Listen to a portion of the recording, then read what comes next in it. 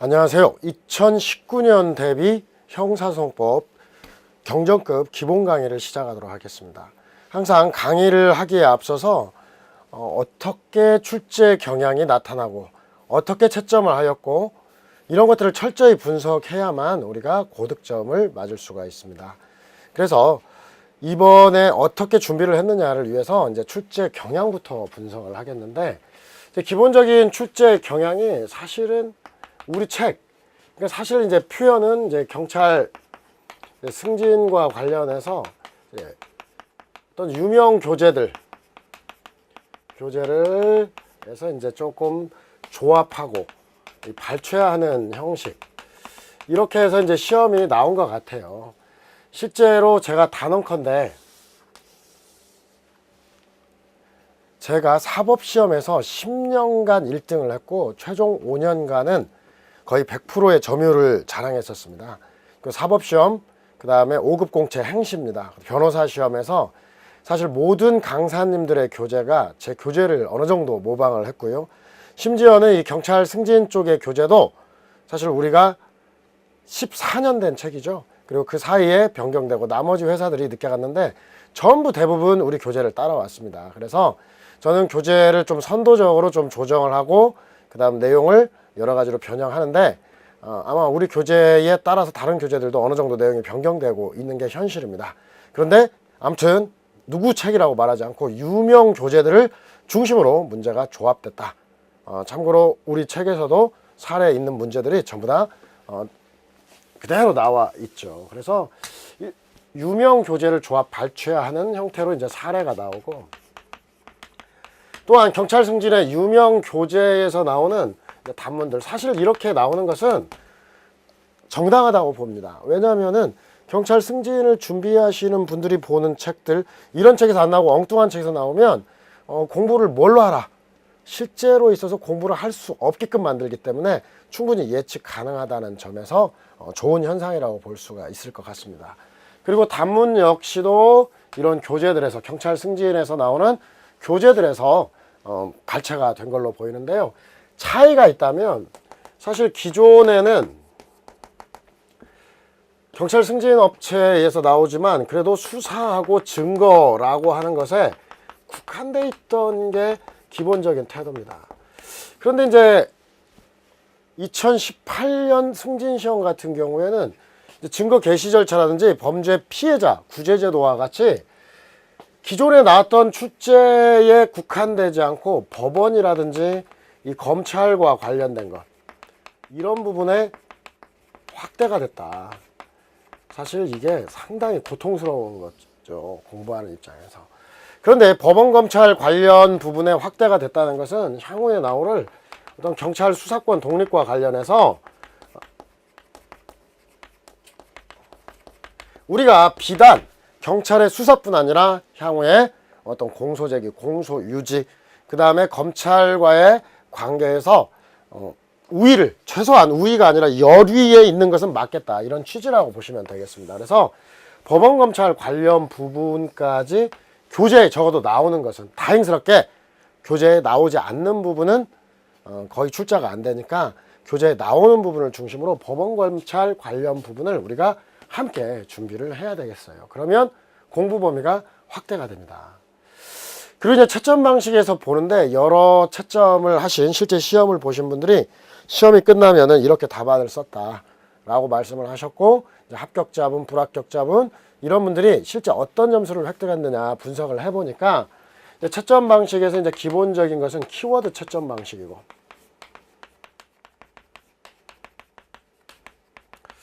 그리고 이제 사례의 경우에는 논점 일탈 시에 뭐 거즘 0점을 주는 거, 즉 거의 점수를 주지 않았다라고 하는 점이 특징인 것 같아요. 여러 가지로 조합해서 비교해 보면. 그런데 이제 과거의 채점 방식에서는, 과거에는 이런 거 있었어요. 어떤 양으로 승부를 한다.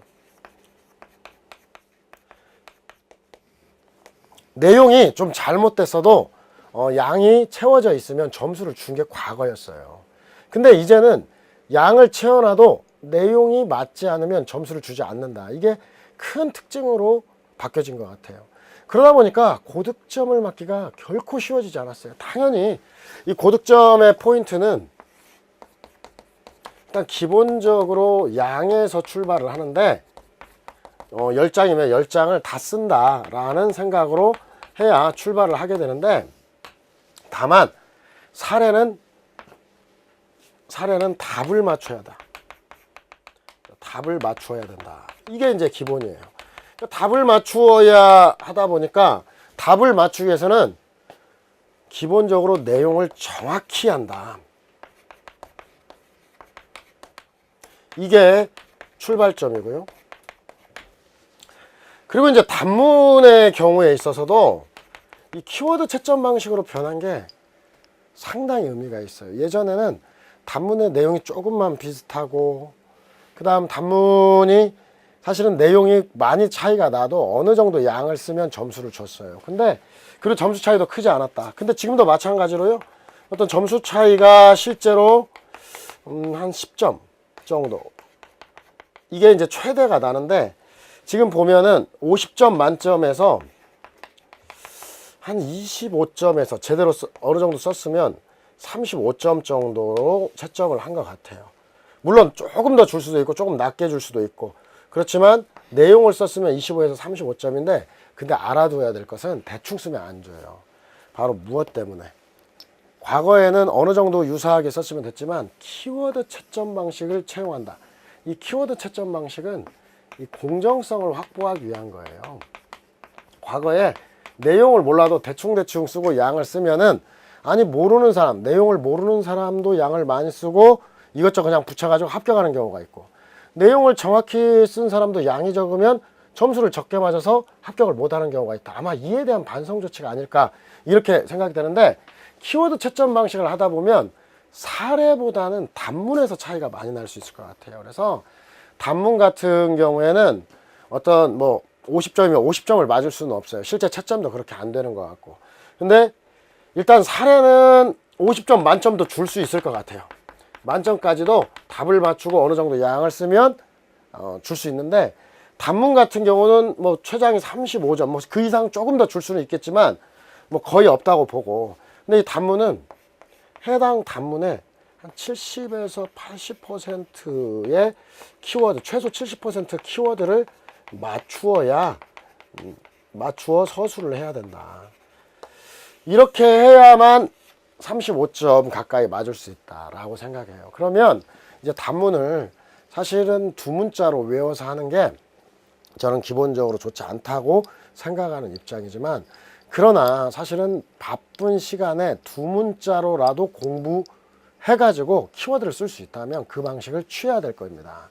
그래서 이번 올해 강좌부터는 모든 강좌에 이제 엑스노트, 이 대비책과 관련해서 일단은 항상 단문에서도 그렇고 사례에서도 그렇고, 이 단문에서는 기본적으로 이제 엑스노트라고 해가지고 답안 작성 물량,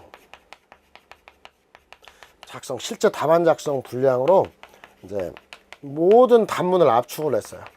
단문을 압축했고, 그 다음에 이제 두 문자, 이 두 문자를 해서 최소 두 문자를 100% 못해도 어느 정도 비슷비슷하게 가다 보면 7, 80%는 맞출 수 있어요. 그래서 이 두 문자로 정리한 엑스노트 파일을 매 강좌마다 첨부를 하게 됩니다. 그래서 이 매 강좌마다 이 두 문자를 보시고 여러분들이 이 두 문자를 섞어 가지고 공부를 하게 돼요. 그래서 지금 기본적으로 별도의 두 문자 강좌를 만들지 않습니다. 왜냐하면 우리가 기본적으로 내용도 이해하고 두 문자도 함께 해서 알아야 되는데, 기본 강의 팔고 두 문자 강의 팔면 강의량이 늘어나게 됩니다. 강의량이 늘어나면 학습 범위가 늘어나고 결국은 둘 중에 하나만 선택할 수밖에 없는데, 이렇게 선택하게 되면 시간만 들지, 그리고 비용만 많이 들지 공부를 제대로 할 수가 없다. 그래서 두 문자 교재 자체를 이제 기본적으로 현재 별도로 낸다 하더라도 여러분들에게 이 모든 것을 그냥 합쳐서 함께 진행하는 그런 혁신을 단행하게 되었습니다. 그래서 혁신적으로 내용을 이해하고 그 다음에 두 문자를 암기하고, 그냥 두 문자는 나중에 가면 내용을 이해하고 이해한 내용을 가지고 쓸 수도 있어요. 충분히 쓸 수도 있는데 어떤 분들은 그게 안 되는 분들도 있어요. 그래서 해당 부분에 두 문자를 넣었다. 그래서 여러분들 을 이해해 주시고, 또한 어떤 최신 기출 같은 경우는 최신 기출이라고 하는 거 한 10년 정도의 기출은 출제되지 않는 것 같아요. 근데 그것도 모르는 일이에요. 내는 사람 자기 맘대로이기 때문에. 단문에서요. 단문에서. 그래서 어떤 최신 기출을 제외하고는 야 설마 이런 게 시험에 나올까 생각하는 부분도 전부 다 준비해야 되고 전부 다 어느 정도는 암기해야 됩니다. 그리고 이 암기 방법은 제가 나중에 가서 흐름에 있어서 단계별로 어떻게 해야 될까 이것도 별도로 설명을 드리겠습니다. 사실 다음은 이제 사례에 대한 건데, 사례 바탕은 사례 강의에서 해야 돼요. 그래서 지금 이 기본 강의인데, 이제 기본 강의에서는, 기본 단문에서는 이제 내용 이해와 이제 암기, 그리고 이제 밑줄 같은 경우 별로 안 그어도 상관없을 것 같아요. 왜냐하면 밑줄을 그어 놓은 게 이 엑스노트에 그냥 정리가 돼 있어요. 그래서 이걸 출력해 가지고 여러분들이 암기하면 됩니다. 그 정도 양만큼. 그래서 별도로 필요가 없고, 그 다음에 이제 사례 강의 같은 경우는 이 기본 강의와 별도로 진행이 되는데, 이 사례 강의에서는 작년에서는 그냥 사례 문제집과 기출 사례가 별도로 있었는데, 올해 시험 보니까 어떻게 나왔냐, 기출에서 2개, 그 다음에 기출 이외에서 1개. 즉 기출에서 100% 안 나온다는 거예요. 나와도 변형이 다 들어가고. 그렇다고 일반 사례도 사실은 기출을 반영하지만 양자를 모두 다 봐야 돼요. 찝찝하잖아요. 그래서 여러분들에게 이 기출 사례, 사례를 합쳐서 저는 문제집을 그냥 통합 사례집으로 냈습니다. 그래서 통합 사례집으로 되면 기존의 사례보다는 양이 조금 증가하는데, 결국은 이 통합 사례집이 이제 제가 앞에 표현은 60강이라고 했는데, 이 60강이 1시간씩 60강이 아니에요. 어떤 것은 10분짜리도 있고 어떤 건 20분짜리도 있고, 또 긴 사례는 물론 50분 정도 되는 것도 있지만 실제로 시간으로 치면은 30시간 이내로 되는데, 그러나 기출부터 그 다음에 신작, 다른 국가 시험에서 보는 것이 모두 다 통합된 형태로 봐서 모든 것을 올인원 다 통합해서 공부할 수 있게끔 강의를 하고 그렇게 대비를 시키게 될 겁니다. 그래서 여러분들이 이제 기본적으로 처음 책을 볼 때는 이 기본 단문은 내용을 이해하는 데 일단 초점을 맞추고, 그다음 암기를 이제 반복적으로 하게 되는데, 이해를 바탕으로 암기를 하고, 그리고 이제 막판에 9월 넘어가서 이 엑스노트만 이제 달달달달 암기를 하는 거예요.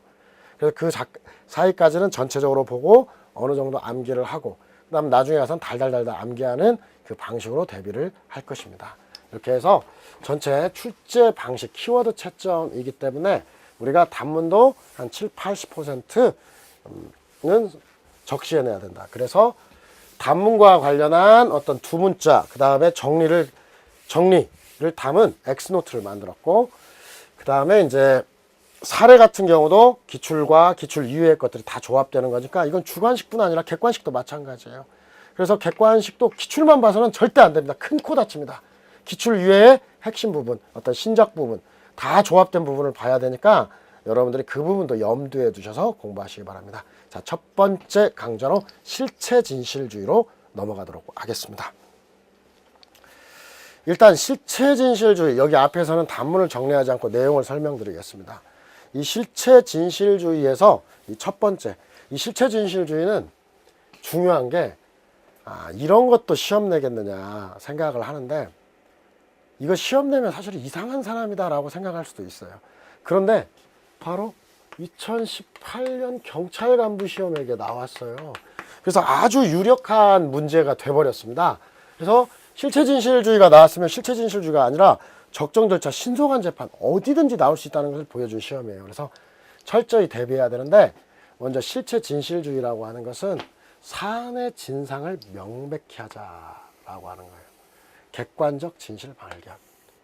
그러니까 사안의 진상, 실체진실주의, 실체진실, 이 사건의 진실은 무엇이냐, 이걸 따지는 건데, 당연히 형사소송이라고 하는 것은 실체진실을 발견하기 위한 거. 그래서 일단 형사소송 최고의 목표이자 지도 이념이다라고 하는 거고요. 그 다음 형사소송법상 실체진실주의는 이런 표현 같은 경우는 이제 여러분들이 나중에 이제 서설인데 이 서설과 관련해서 그다음 맨 마지막에 결어와 관련해서는 실제 단문에 1점 정도씩 주는 것 같아요.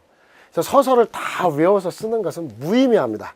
실제 서설에서는 자 개념 같은 경우 정의 실체 진실주의는 뭐 정의를 한다면 여러분 이렇게 사안의 진상을 합치면 뭐 객관적으로 명백히 하자는 주의 아니면 사안의 객관적 진실을 발견 사안의 진상을 명백히 하자는 주의 이렇게 하면 되고요.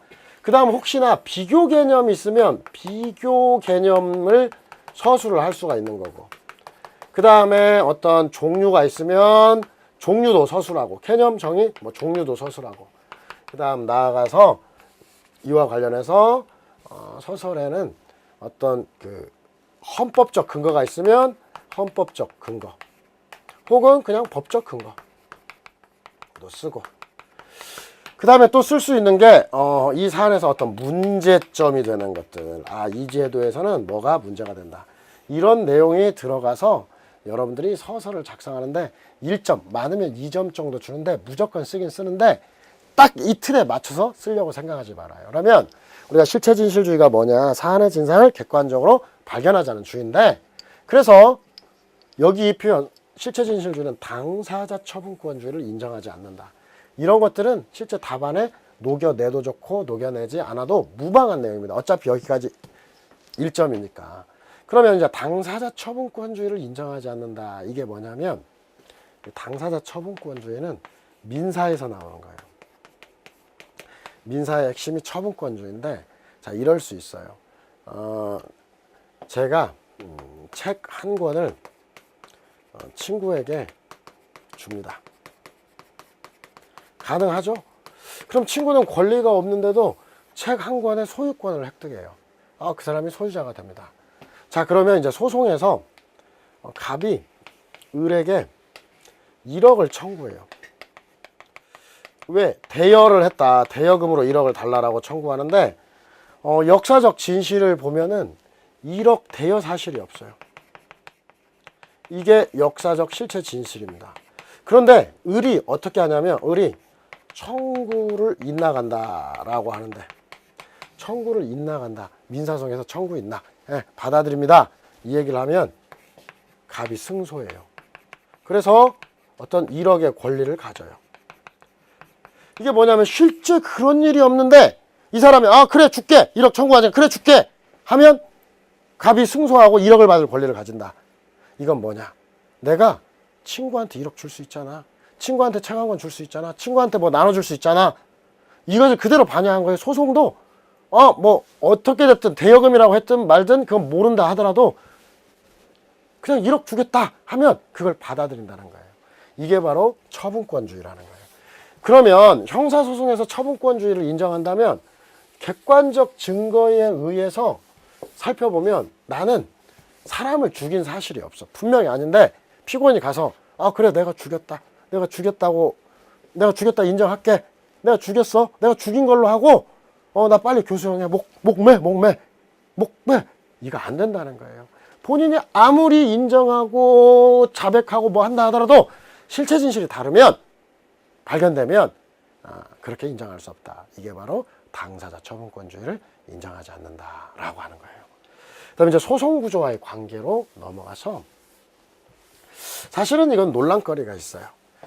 당사자주의가 실체진실주의보다 적합하다는 구조다. 이런 견해도 있으나 순수한 당사자주의는 실체진실주의에 공헌할 수 있는 현실적 여건이 결여되어 직권주의와 결합이 불가피한 측면이 있다라고 하는데 일단 당사자주의는 이제 검사와 피고인이 소송을 주도하는 거.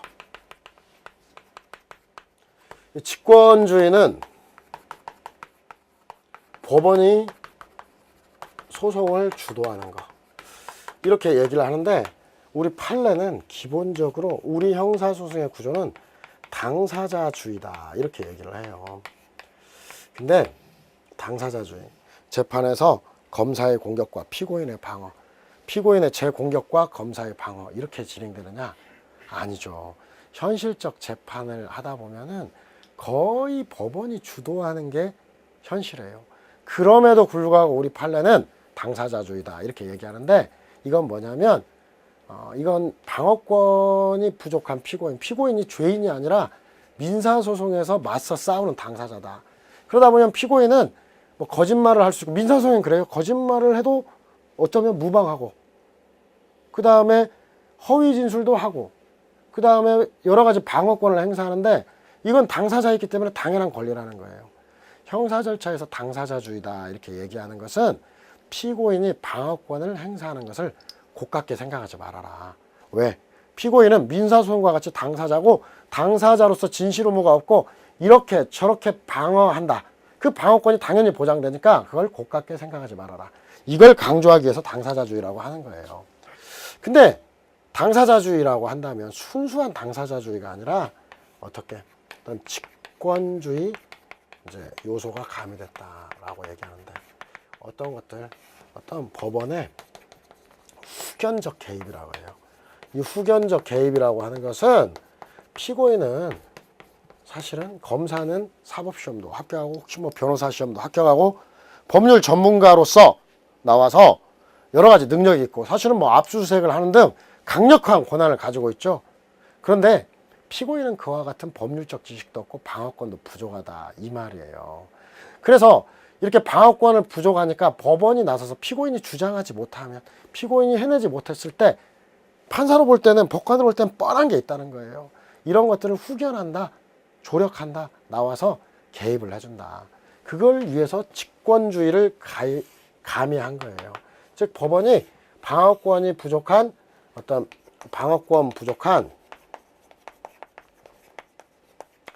피고인을 보호하기 위해서, 보호 위해 개입한다. 그래서 여기 표현이 여러분들이 신경 쓰지 말고, 기본적으로 당사자주의라고 하는 게 기본이지만 소송 구조 기본이나 어떤 직권주의와의 결합이 불가피하다. 실제 답안지에는 나중에 담았을 때 이 정도만 쓰면 돼요. 그러니까 내용을 이해해서 당사자주의가 실체진실주의에 더 적합한 구조다라고 보는 입장도 있지만, 그러나 어떤 피고인의 방어권, 실체진실을 발견하기 위해서 방어권이 부족한 피고인에게 법원이 후견적 개입, 즉 직권주의를 통해서 어느 정도 보충이 필요하다. 그래서 직권주의가 결합이 불가피하다 이렇게 서론을 잡아놨고요. 자, 그 다음에 이제 내용으로 넘어가면, 실체진실주의 사안의 진상을 객관적으로 발견한다. 사실 사안의 진상을 객관적으로 발견하면 우리가 평소에 수사실무, 재판실무, 형사실무에서 실체진실주의다라고 얘기를 하면은 죄 있는 자 잡아다 처벌하자는 거예요. 그런데 죄 있는 자 잡아다 처벌하는 게 우리가 통상적으로 쓰지만, 항상 일단 10사람의 범인이 있으면 10사람 모두 처벌하다. 유죄자 필벌.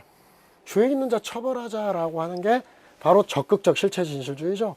근데 사안의 진상을 객관적으로 명백히 하다 보면 죄 없는 자도 발견돼요. 10사람의 범인을 놓쳐도 무고한 한 사람을 처벌해서는 안 된다. 무죄자 불벌을 의미하는 소극적 실체진실주의. 실제 여러분이 이제 답안에 쓴다면 유죄자 필벌, 적극적 실체진실주의. 무죄자는 불벌, 벌하지 않는다는 소극적 실체진실주의를 내용으로 하는데, 이거 이제 판례예요. 바로 적극적 실체진실주의와 소극적 실체진실주의가 대립하면 소극적 실체진실주의가 우선한다라는 게 우리 판례인데, 뭐 여기서 헌법상 무죄 추정권을 고려할 때 이렇게 써도 되는데, 사실은 이제 이것은 판례니까 이렇게 얘기하는 거죠. 근데 이제 우리가 이걸 이해해야 돼요. 형사소송법이 뭐 하는 법이냐? 사실 이론에 의해서 말고 우리 상식적으로 하는 거예요. 형사소송법 상식적으로 생각할 때 범인 잡는 법 아닙니까? 이게 이제 사실은 기본이란 말이에요.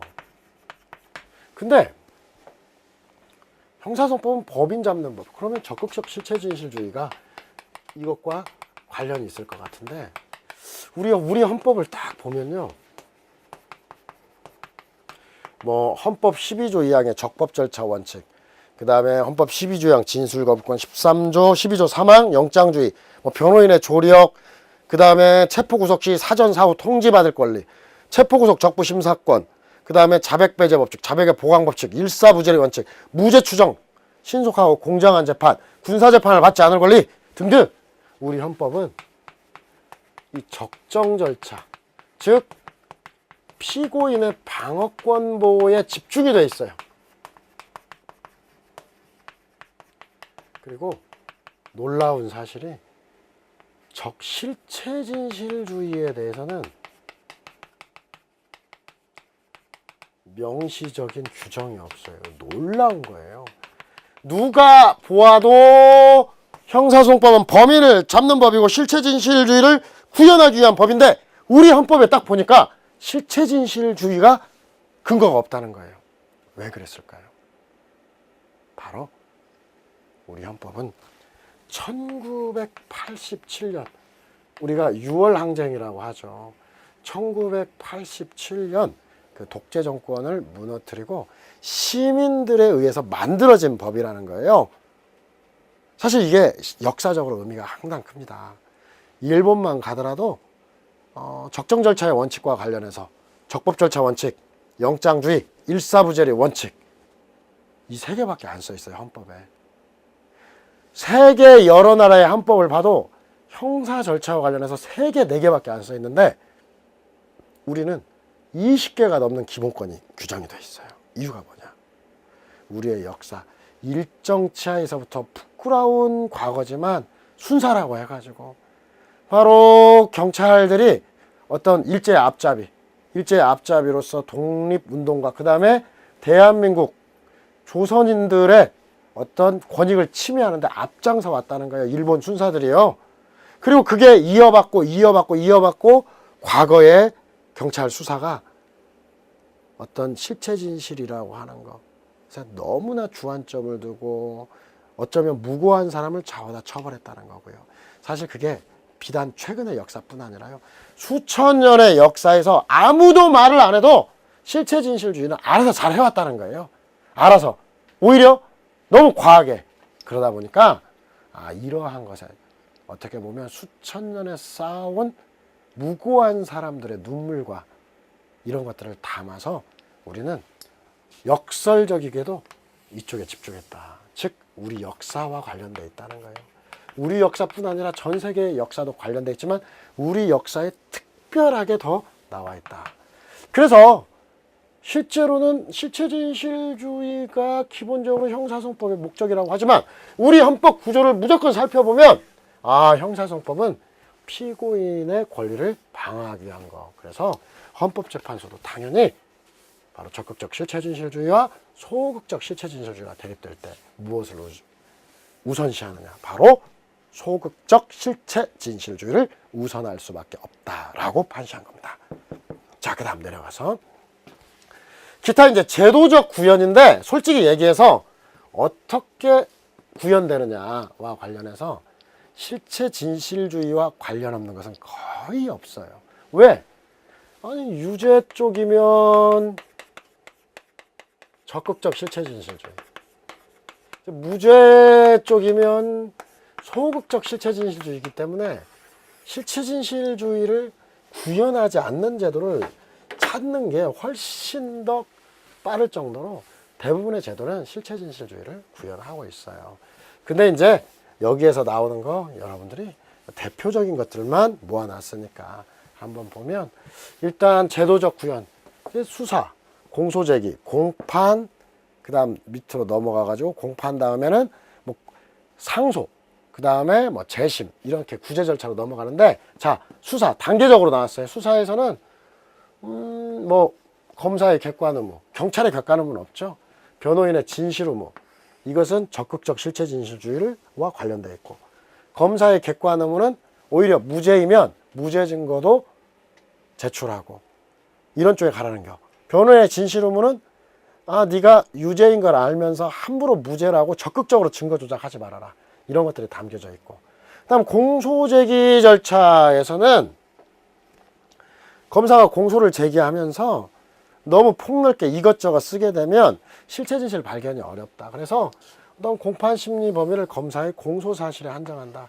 검사가 공소 제기한 부분으로 축소해서 그 부분만 다투면, 더 자세히 다투면 실체 진실을 발견할 것 같고, 그 변경 절차 규제한다는 건 이제 공소장 변경 제도를 통해서 이 변경된 한도 내에서만 심판한다.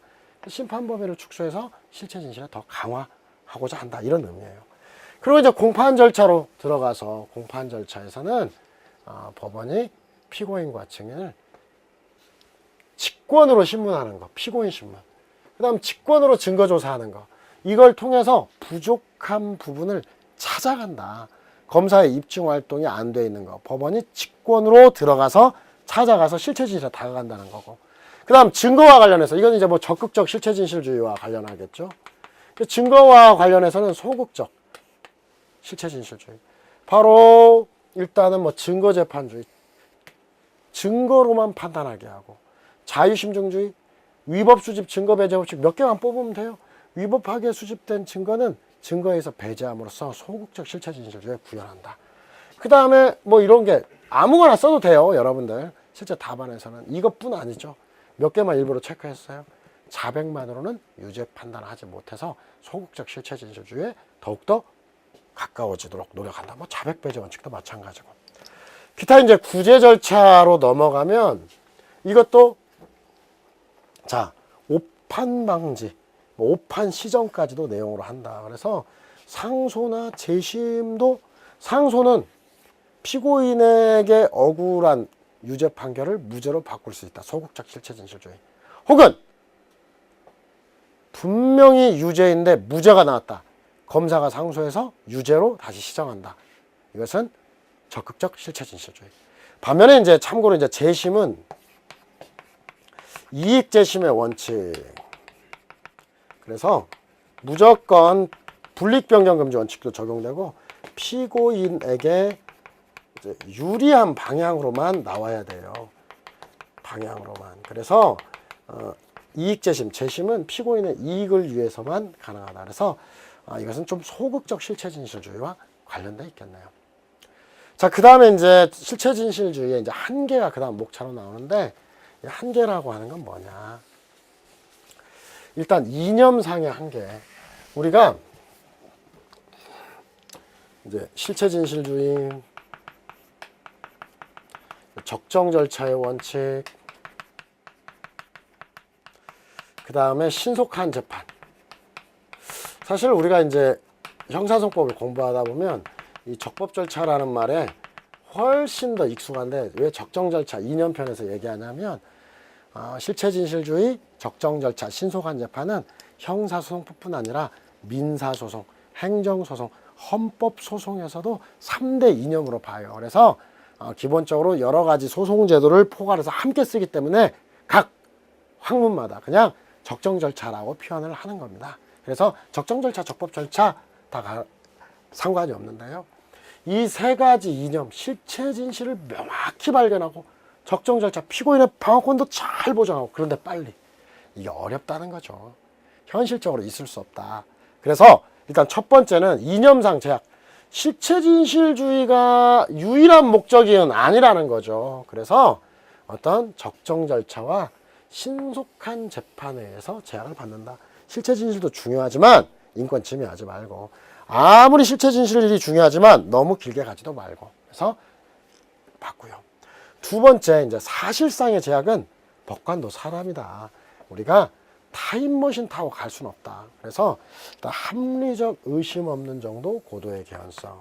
자, 이 부분에 이제 합리적 의심 없는 정도의 심증이라고 하는 거 100%는 될 수가 없고, 우리가 이제 합리적 의심 없는 정도의 심증을 통상 90% 이상이다 이렇게 얘기를 하는데, 요 설명은 조금만 드릴게요.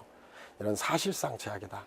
이 합리적 의심 없는 정도의 심증이라는 말이 어디서 나왔을까?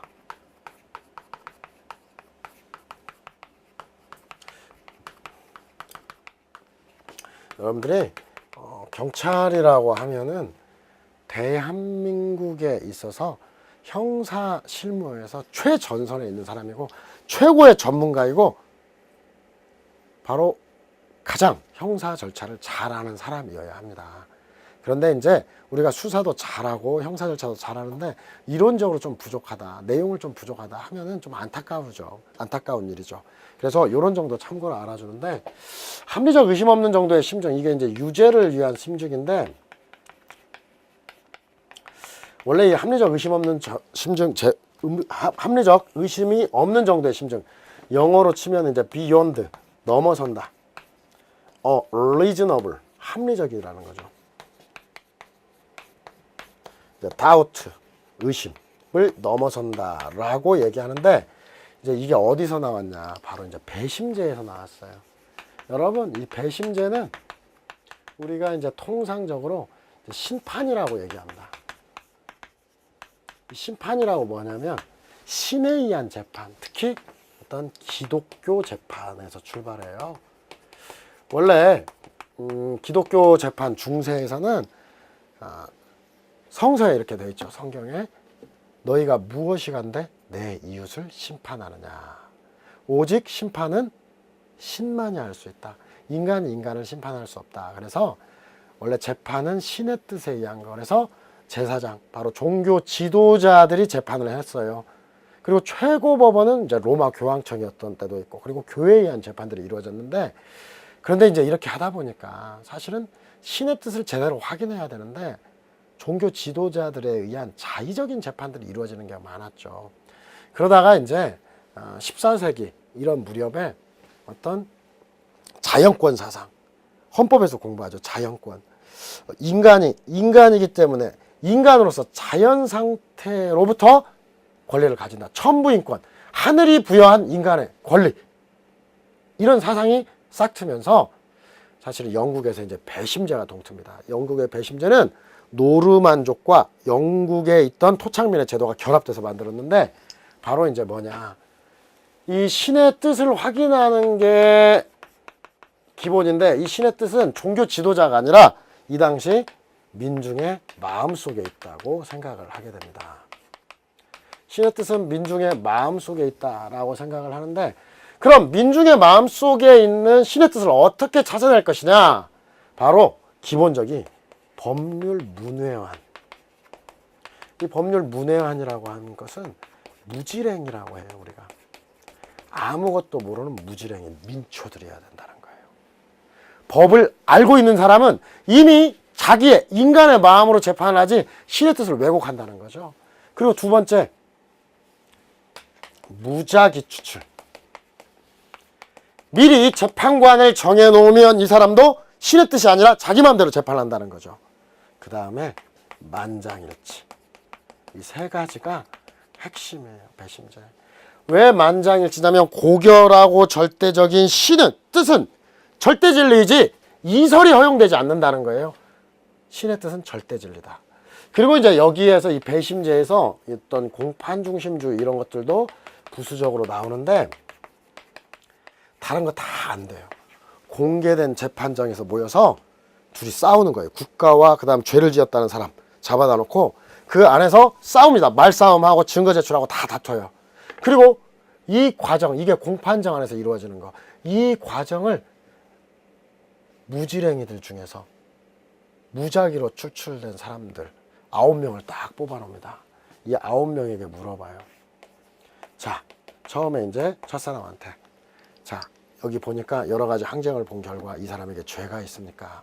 첫 번째 사람이 얘기합니다. 예, 죄가 있습니다. 두 번째 사람도 예, 죄가 있습니다. 이렇게 해서 전부 9명이, 서로 연관성이 없는 9명이 와서 죄가 있다라고 하면 그곳에 신의 뜻이 있다라고 하는 거예요. 그래서 이 배심제는 기독교적 재판, 신에 의한 재판이고, 오늘날도 법률 문외한, 무작위 추출, 만장일치는 우리나라 국민참여법에도 그대로 반영이 되어 있어요. 기본적인 거. 근데 말이죠, 이런 경우가 있어요. 9명 중에 8명은 유죄라고 얘기하는데 갑자기 한 명이 무죄라고 합니다. 저는 무죄입니다.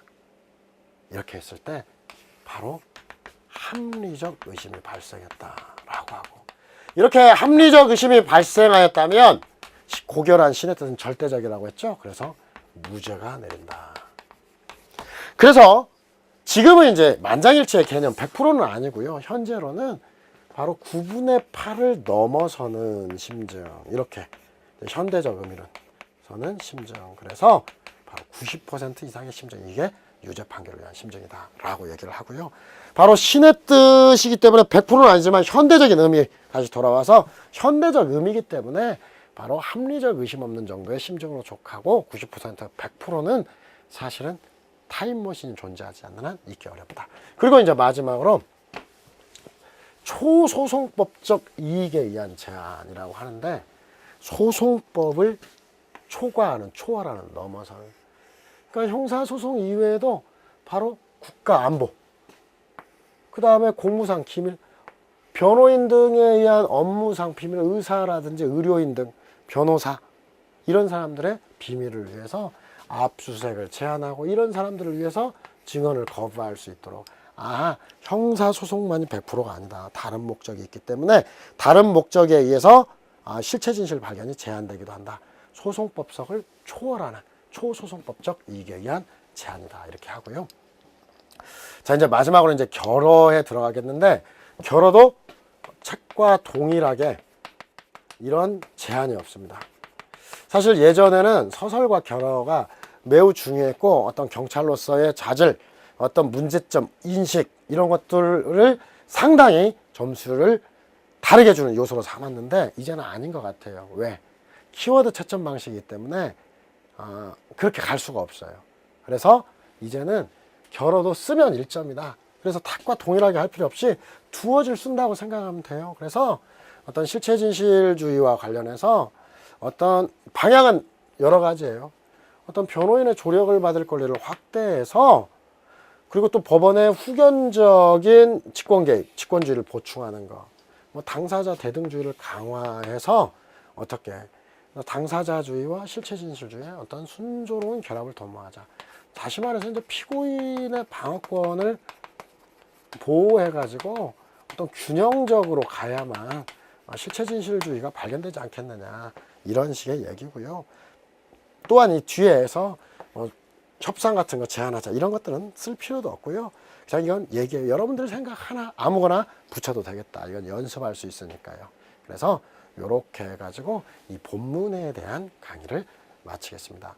전체적인 내용은 본문을 볼 때는 이런 내용이구나, 한마디 한마디 글자의 의미를 우리가 머릿속으로 받아들이는데 주안점을 두세요. 자, 이렇게 해서 이 본문 강의는 마치도록 하겠습니다. 실체진실주의에 대한 엑스노트입니다. 우리가 이제 실체진실주의뿐 아니라 향후에 나오는 이 엑스노트 단문을 하게 되면 항상 우리가 서설과 맨 마지막에 나오는 결어는 그냥 쓴다고 생각해요. 한두 줄로. 실체진실주의와 관련해서 소극적 실체진실주의, 이제 결어에 들어가는 것은 기본적으로 결어에 어떤 내용을 넣을 것인가, 어떤 제도적인 문제점, 그 다음에 어떤 이것에 대한 현실적인 대안, 혹은 어떤 경찰이 해야 될 일, 경찰이 우리가 무엇을 해야 되느냐, 이런 것들, 아니면 제도적인 준비, 어떤 제도적인 법 개정, 이런 것들, 이런 문제들을 쓰면 돼요. 이런 게 이제 결어에 들어가면 되고, 그래서 여러 가지 결어 같은 경우 실체진실주의, 바로 소극적 실체진실주의가 우선하는데, 현실적으로 어떤 변호인의 조력을 받을 권리를 확대하고 어떤 법원의 후견적 개입이 적극적으로 고려된다, 이런 정도의 얘기를 써도 되고요. 그 다음에 서설 같은 경우도, 서설에는 실체진실주의 하게 되면 개념을 외워야 돼요. 우리가 평소에도 이것은 사안의 진상을 객관적으로 명확히 하자는 주의고, 그래서 어떤 실체진실주의의 개념에서 출발하고, 뭐 이와 관련해서 소송구조 써도 좋고 안 써도 좋은데 쓰면 더 좋겠죠. 근데 소송구조와 관련해서 어떤 당사자주의라고 하는 현행 형사소송 구조에서 직권주의를 가미하는 게 보다 더 어떤 실체진실 발견에 유익하다, 이렇게 하고요. 특히나 이건 2018년도 경찰간부 시험 문제이기 때문에 이 부분에 대해서 특히 이 경정급 시험에서는 대비가 충실해야 되겠습니다. 그래서 이제 실체진실주의의 내용을 간단히 설명했고, 두 문자는 내 양 적소. 내 양이 너무 적어. 제공수 숫자, 제공 숫자 구제해주면, 야, 네가 제공하는 숫자 구제해주면 나는 한계 초등학교로 이사 갈게요. 이렇게 얘기했어요. 내양 적소 제공수 구제해주면 한계 초로 이사 갈게요. 그래서 그 다음에 간단히 보면 서설에서 바로 이제 의 객관적 진실 발견 진상을 명백히 이걸 알아두고 두 문자 안 땄어요. 직권주의와 결합이 불가피하다는 얘기도 쓰고. 자, 그 다음 내용과 관련해서 양면적 성격이 있다. 바로 적극적 실체진실주의와 소극적 실체진실주의. 그래서 이건 그냥 늘리면 쓸 수 있죠. 10사람의 범인이 있으면 10사람의 범인을 잡아야 된다는 적극적 실체진실주의. 혹은 유죄자 필벌, 무죄자 불벌. 여러분들이 조금씩 더 메모해놔도 괜찮아요. 무죄추정권, 헌법 27조 사항 이런 것도 함께 해놓고 외워서 헌법 27조 사항의 무죄추정권 고려시 소극적 실체진실주의가 우선한다. 그래서 뭐 내양적소, 그 다음에 제도와 관련해서는 우리가 생각이 안 나도 잘 보세요. 수사, 공소제기, 공판, 그 다음에 뒤로 가면은 구제 절차, 상소, 재심까지 이어져요. 그래서 위쪽에서 다시 수사 절차에서는 뭐가 필요하냐? 객관 의무와 진실 의무 딱 대립하고, 공소제기에서는 심판 범위가 공소 사실에 한정되고 공소장 변경 절차. 그다음 공판 절차 자유롭게 써요. 직권회의에서 증거 조사하고 어떤 증거재판주의, 자유심증주의, 위수중 이만큼 썼지만 뭐 자백배제, 자유심증주의. 구제 절차, 오판 시정을 위한 상소 재심이 있다. 그러니까 여러분들이 구제 절차, 구제는 상소와 재심 이렇게 있고, 뭐 증거 능력도 있고, 공판 절차에서는 이렇게 들어가고, 수사 절차에서는 어떻게 가고, 객관 의무와 진실 의무 이렇게 하나하나 이 정도는 쓸 수가 있다는 거죠. 그 다음에 한계, 그러니까 제목으로 이념상 적정 절차, 신속한 재판. 그래서 한계. 그 다음에 사실상의 제약, 합리적 의심 없는 정도. 마지막으로 초소송법적 이익에 대한 거. 그래서 이 초자 땄죠. 그래서 여러분들이 한계초로 뭐 이사 갈게요 해가지고 기억을 해주시면 되겠습니다. 그래서 이 부분도 결혼은 평소에 많이 써놔야 돼요. 꼭 이 말로 안 써도 돼요. 소극적 실체진실주의 관점, 법원의 후견적 저입, 뭐 실질적 당사자주의 대등. 당사자가 검사와 피고인의 형식적 당사자가 아니라 좀 피고인의 방어권을 고양해야만, 올려줘야만 피고인과 검사가 대등하게 된다. 뭐 이런 정도의 얘기를 나오고, 뭐 그 다음에 여기다 더 붙여가지고 나는 덜 쓸 거야. 어떤 변호인, 어떤 조력이라든지 아니면 뭐 국선 변호인도 집어넣어도 좋고 마음대로요. 국선 변호인의 조력 뭐도 확대를 해야 된다. 이런 식으로 확대할 수 있겠습니다. 이렇게 해서 엑스노트에 대한 설명을 마치도록 하겠습니다. 감사합니다.